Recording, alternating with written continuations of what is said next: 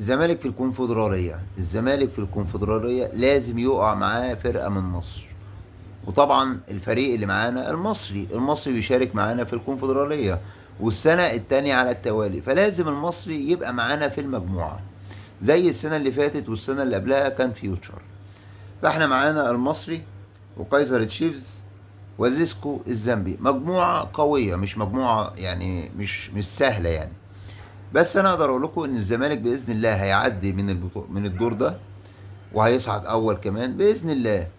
بس اهم حاجه يا مجلس الاداره، عشان الزمالك ينافس وينافس بقوه ويحقق البطوله، مستحقات اللعيبه لازم اللعيبه تاخد فلوسها في ميعادها. مش عايزين نسمع تاني عن ازمه مستحقات، مش عايزين نسمع تاني عن ازمات جوه نادي الزمالك. هل مجلس الاداره ماليش دعوه بقى، ماليش دعوه، الارض مش الارض، انتوا المسؤولين. احنا عارفين ان الزمالك بيتحارب، والزمالك بيتعمل فيه وبيتعمل فيه عشان يوقفوا المراكب السايرة. يا مجلس الإدارة انت المسؤول، انت اللي مسؤول، وانت اللي تتحمل المسؤولية.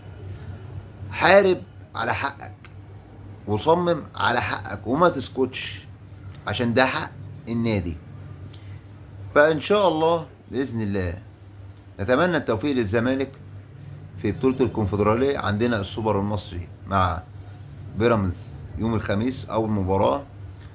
الحاجة اللي فرحتني كمان إن إخوان بريزة مسافر مع الفرقة، وإن شاء الله احتمال يعني ما يلحقش المباراة الأولى، وإن شاء الله يبقى معانا في المباراة التانية سواء النهائي أو التالت والرابع.